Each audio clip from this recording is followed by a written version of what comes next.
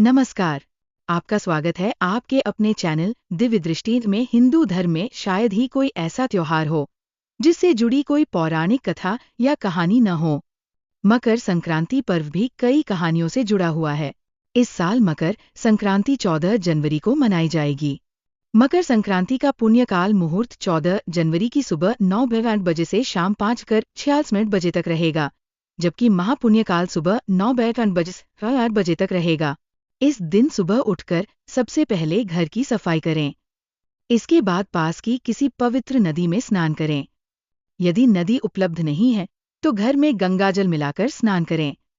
अगर आप व्रत रखना चाहते हैं तो सुबह व्रत का संकल्प लें। इस दिन पीले वस्त्र पहने और सूर्य देव को अर्घ्य दें। सूर्य चालीसा पढ़ना और आदित्य हृदय स्तोत्र का पाठ करना शुभ माना जाता है।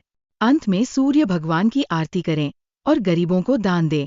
मकर संक्रांति के दिन तिल, खिचड़ी, काली उड़द की दाल, चावल, गुड़, गर्म कपड़े, कंबल, घी आदि चीजों का दान शुभ माना जाता है।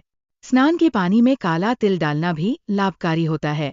तिल का उपटन या जल में तिल डालकर स्नान करने से रोग दोष से मुक्ति मिलती है।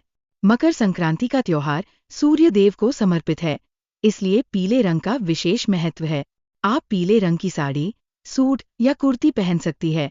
पीले रंग के साथ सोने या हल्के हरे रंग के गहने पहनना भी शुभ माना जाता है। मकर संक्रांति पर पतंग उड़ाने का भी विशेष महत्व है। ठंड के मौसम में जब शरीर को धूप लगती है तो ये ऊर्जावान बनता है और बीमारियों से बचाव करता है।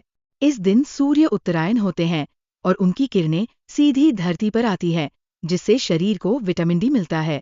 पतंगे देवताओं के लिए धन्यवाद के प्रतीक के रूप में भी देखी जाती है, क्योंकि वे स्वर्ग में प्रवेश कर सकती है। मकर संक्रांति पर खिचड़ी, तिल और गुड़ के लड्डू, रेबड़ी, गजक, चक्की, दही चूड़ा, लाई के लड्डू और मूंग के मंगोड़े खाने का प्रचलन है। धार्मिक मान्यताओं के अनुसार मकर संक्रांति के दिन ही गंगा मैया भगीरथ के पीछे पीछे चलकर कपिल मुनि के आश्रम से होते हुए सागर में जा मिली थी। इसी दिन भगवान विष्णु ने असुरों का अंत किया था। साथ ही इस पर्व की एक कहानी धर्मराज से भी जुड़ी है, जिसे पढ़ना या सुनना चाहिए। मकर संक्रांति पर धर्मराज की कहानी इस प्रकार है। एक समय की बात है जब पृथ्वीलोक पर बब्रुवाहन नामक एक राजा राज्य करता था। उसके राज्य में किसी चीज की कमी नहीं थी। इसी राज्य में हरिदास नामक एक ब्राह्मण रहता था, जिसका विवाह गुणवती नामक धर्मवती और पतिव्रता महिला से हुआ था। गुणवती ने अपना पूरा जीवन देवी देवताओं की उपासना, व्रत और दान धर्म में लगा दिया था। वह अतिथि सेवा को अपना धर्म मानती थी। इसी प्रकार ईश्वर की उपासना करते हुए वो वृद्ध हो गई। जब गुणवती की मृत्यु हुई तो धर्मराज के दूत उसे अपने साथ यमलोक ले गए। वहां एक सुंदर सिंहासन पर यमराज विराजमान थे और उनके पास चित्रगुप्त बैठे थे। चित्रगुप्त जब यमराज को प्राणियों का लेखा जोखा सुना रहे थे, तभी यमदूत गुणवती को लेकर पहुंचे। यमराज को देखकर गुणवती थोड़ी भयभीत हो गई और सिर झुकाकर खड़ी हो गई। चित्रगुप्त ने गुणवती का ब्यौरा निकाला और धर्मराज को बताया। धर्मराज ने उसका पूरा ब्यौरा देखा और प्रसन्न हुए, लेकिन उनके मुख पर थोड़ी उदासी भी थी। ये देखकर गुणवती ने पूछा, हे प्रभु, मैंने अपने जीवनकाल में सभी सत्कर्म किए हैं, फिर भी आपके मुख पर उदासी क्यों है? मुझसे क्या भूल हुई है? धर्मराज ने कहा, हे देवी, तुमने सभी देवी देवताओं के व्रत और उपासना की है, लेकिन कभी भी मेरे नाम से पूजा, पाठ या दान नहीं किया। धर्मराज की बात सुनते ही गुणवती क्षमा याचना करने लगी और बोली, हे प्रभु, मुझे आपकी उपासना के बारे में जानकारी नहीं थी। कृपया मुझे ऐसा उपाय बताएं जिससे सभी मनुष्य आपकी कृपा के पात्र बन सकें। मैं आपकी भक्ति का मार्ग सुनना चाहती हूँ और मृत्यु लोक पर जाकर आपकी भक्ति करना चाहती हूँ तथा सभी लोगों को इसके बारे में बताना चाहती हूँ। धर्मराज ने कहा, जिस दिन सूर्य देव उत्तरायण में प्रवेश करते हैं, अर्थात मकर संक्रांति के दिन, मेरी पूजा शुरू करनी चाहिए। उस दिन से लेकर पूरे 1 साल तक मेरी पूजा करते हुए ये कथा सुननी चाहिए। साथ ही मेरी पूजा करने वाले व्यक्ति को धर्म के इन 10 नियमों का पालन अवश्य करना चाहिए। धर्म के 10 लक्षणों का पालन करने का विस्तृत विवरण इस प्रकार है। धीरज रखना यानी संतुष्ट रहना। व्यक्ति को अपने जीवन की परिस्थितियों में धैर्य और संतोष बनाए रखना चाहिए। ये संतोष ही व्यक्ति को आत्मिक शांति प्रदान करता है। अपने मन को वश में रखना और सभी को क्षमा करना। व्यक्ति को अपने मन और इच्छाओं पर नियंत्रण रखना चाहिए और दूसरों की गलतियों को क्षमा करना सीखना चाहिए। क्षमा से मन में शांति और दूसरों के प्रति करुणा उत्पन्न होती है। किसी प्रकार का दुष्कर्म नहीं करना।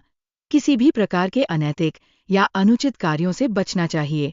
सत्य और धर्म के मार्ग पर चलते हुए किसी भी प्रकार का अधर्म नहीं करना चाहिए। मानसिक और शारीरिक शुद्धि का ध्यान रखना। मन और शरीर दोनों की शुद्धि का ध्यान रखना आवश्यक है। शुद्ध विचार और स्वच्छ जीवन शैली व्यक्ति को सकारात्मक ऊर्जा प्रदान करती है। अपनी इंद्रियों को वश में रखना, इंद्रियों को अनुशासित करना और उनके माध्यम से उत्पन्न होने वाली इच्छाओं पर नियंत्रण रखना आवश्यक है।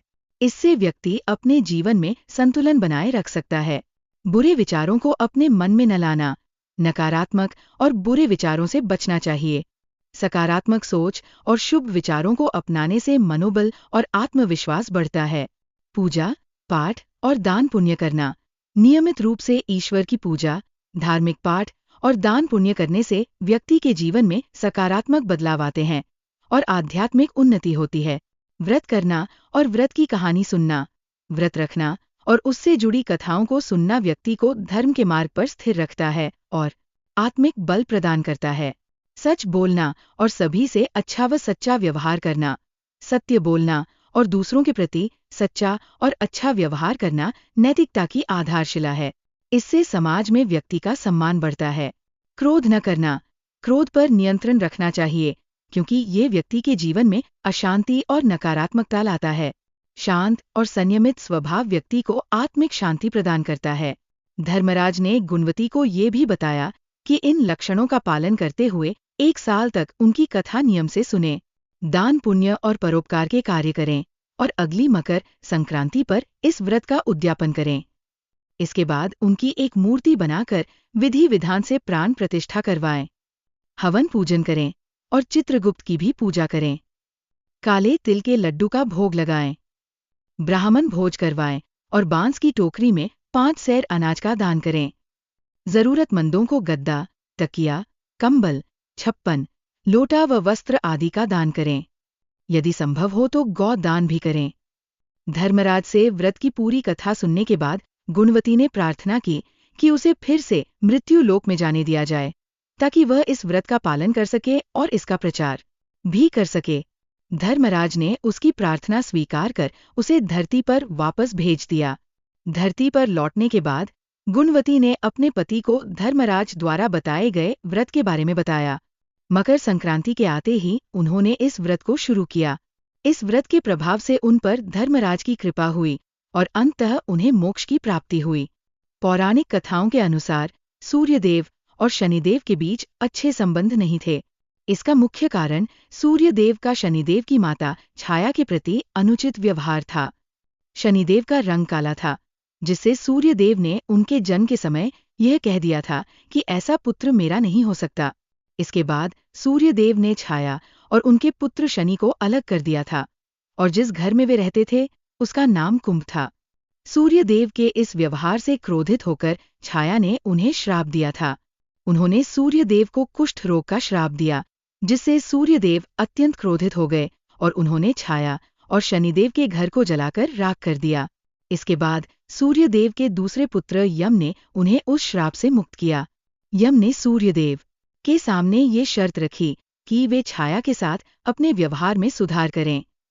सूर्यदेव अपनी गलती का एहसास होने पर छाया और शनिदेव से मिलने उनके घर पहुंचे। वहां जाकर उन्होंने देखा कि सब कुछ जलकर बर्बाद हो चुका था। इस दृश्य को देखकर सूर्यदेव दुखी हुए। शनिदेव ने तब काले तिल से अपने पिता का स्वागत किया। शनिदेव के इस सम्मानजनक व्यवहार से प्रसन्न होकर सूर्यदेव ने उन्हें नया घर दिया, जिसका नाम मकर था। इसके बाद शनिदेव कुंभ और मकर इन 2 राशियों के स्वामी बन गए। सूर्यदेव ने शनिदेव से वचन दिया कि जब भी वे मकर संक्रांति के दिन उनके घर आएंगे, उनका घर धन धान्य से भर जाएगा और किसी चीज की कमी नहीं रहेगी। उन्होंने ये भी कहा कि जो लोग मकर संक्रांति के अवसर पर सूर्यदेव को काले तिल अर्पित करेंगे, उनके जीवन में सुख और समृद्धि आएगी।